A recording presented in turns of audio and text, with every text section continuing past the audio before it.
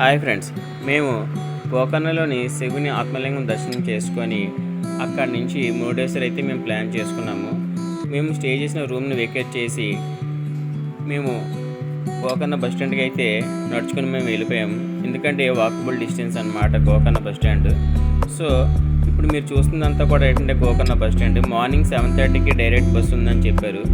But ఏంటంటే మేము లేట్గా వెళ్ళడం వల్ల బస్ మిస్ అయింది అనుకున్నాం. బట్ ఏంటంటే మా లక్ డైరెక్ట్ మురుడేశ్వర్కి బస్ దొరికింది. 9 to 9:10కి ఆ టైంకి మీకు ఏంటంటే ఇక్కడ డైరెక్ట్ బస్ దొరికింది. ఇప్పుడు మీరు చూస్తుంది హొన్నావర్ అనమాట. ఇక్కడ బ్యాక్ వాటర్స్కి చాలా ప్రసిద్ధి హొన్నావర్ అనేది.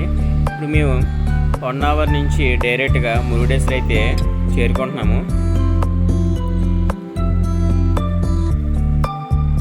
ఇప్పుడు మేము మురుడేశ్వర్ బస్ స్టాండ్లో దిగి 500 మీటర్స్ మేము వాకబుల్ డిస్టెన్స్లో మేము వెళ్ళాల్సి ఉంటుంది. ఇప్పుడు మీరు చూస్తున్నారు కానీ గోపురం కనిపిస్తుంది, అదేనమాట మురుడేశ్వర్ గోపురము.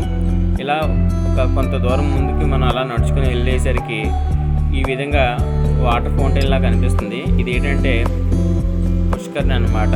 ఈ దేవాలయం మొత్తాన్ని అంతటి కూడా ఆర్ఎన్ శెట్టి అనే ఒక అతను నిర్మించారనమాట. ఎంత వర్షాలైనా కూడా ట్రాఫిక్ అయితే కొంచెం ఎక్కువగానే ఉన్నది. సందర్శకులు భక్తులు చాలామంది వెహికల్స్లో మనకి మురుడేశ్వర్ అయితే చేరుకుంటున్నారు. మీరు చూస్తుందంతా కూడా అదే. ఇది మహాగోపురం అన్నమాట. చాలా 18 అంతస్తుల ఎత్తులో ఉన్న ఈ గోపురం చాలా ప్రసిద్ధి. గోపురం ముందు మీరు అంతా అబ్జర్వ్ చేస్తున్నారు కదా, వర్షమైనా సరే చాలా ప్రయాణికులు భక్తుల యొక్క తాకిడి అయితే చాలా ఎక్కువగా ఉంది.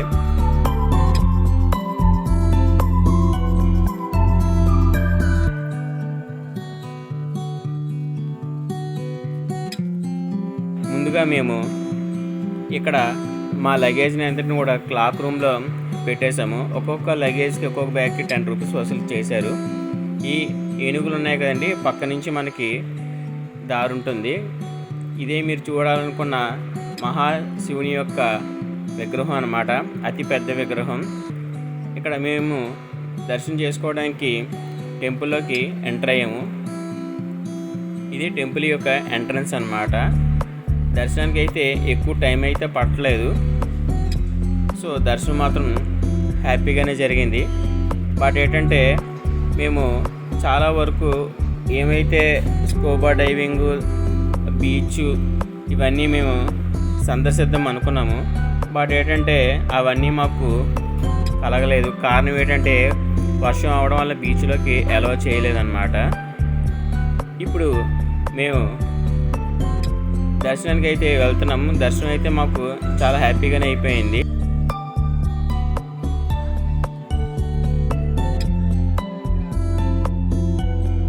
ఇక్కడ నుంచి ఆ మహాదేవుని యొక్క ఉచిత అన్నప్రసాదానికి అయితే మేము బయలుదేరడం జరిగింది. ఇక్కడ మీకు టికెట్స్ ఇస్తారు. ఇది మీరు చూస్తుంది ఏంటంటే అన్నం ప్రసాదశాల అన్నమాట. ఇక్కడ మనకి ఒక స్వీటు, రైసు, పప్పు కలిపి కొంత అన్నప్రసాదం అయితే ఇస్తారు. పర్వాలేదు, బాగానే ఉంది. మీ ఫోటోలో చూస్తున్నారు కానీ ఇక్కడ అతనే అనమాట ఆర్ఎన్ శెట్టి దీని అంతటిని కూడా నిర్మించింది.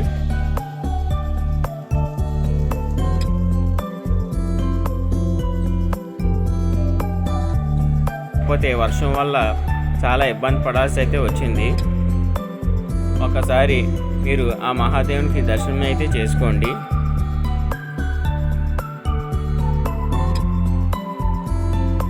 ఓం నమః శివాయ. ఇదే వర్షంలోని మేము ఇబ్బంది పడినా కూడా ఇప్పటి నుంచో వెళ్ళాలనుకున్న ఈ యాత్రని అయితే కంప్లీట్ చేసాము. బట్ ఏంటంటే కొంతవరకు అసంతృప్తి కలిగింది. ఎందుకంటే మేము అన్నీ కూడా విజిట్ చేయడానికి అవ్వలేదు. మెయిన్ ఏంటంటే ఈ ఒక గోపురం లిఫ్ట్ ద్వారా పైకి వెళ్దాం అనుకున్నాము. టైం అవ్వకపోవడం వల్ల, నెక్స్ట్ రద్దీ ఎక్కువగా ఉండడం వల్ల కూడా మాకు ఈ ఛాన్స్ అయితే లేదు. క్లోజ్ చేశారు. ఒక్కొక్కరికి 20 రూపాయలు అయితే వసూలు చేయడం జరుగుతుంది అక్కడ లిఫ్ట్లో పైకి వెళ్ళడానికి. కానీ మొత్తానికైతే గోపురం అయితే చూడటం అయితే జరిగింది. మా అమ్మాయి అయితే చాలా డిసప్పాయింట్ అయ్యింది, ఏమీ చూపించలేదు అనేసి. సో మళ్ళీ ఇంకో రోజు ఎప్పుడైనా సరే మళ్ళీ ప్లాన్ చేయడం జరగాలి. కానీ వర్షాకాలంలో మాత్రం ఈ ప్లాన్ అనేది పెట్టుకోవద్దండి. ఎందుకంటే మెయిన్ మురుడేశ్వర్ ట్రాన్స్పోర్ట్ అనేది చాలా పెద్ద ప్రాబ్లం అన్నమాట. వచ్చినప్పుడైతే మా అదృష్టం కొద్ది గోకర్ణ నుంచి వచ్చాం కాబట్టి డైరెక్ట్ బస్సు దొరికింది. కానీ మురుడేశ్వర్ నుంచి మరలా మనం హుబ్లీ వెళ్ళాలన్నా కుంట అంకోలాకి బస్సులు అయితే చాలా తక్కువ ఉంటాయి. ఈ వర్షాల టైంలో ఏంటంటే బస్సులు తక్కువ ఉంటాయి, రోడ్డు ట్రాన్స్పోర్ట్ అన్ని ప్రాబ్లం ఉంటాయి. దాన్ని బట్టి మీరు ఈ ట్రిప్ని ప్లాన్ చేసుకోండి.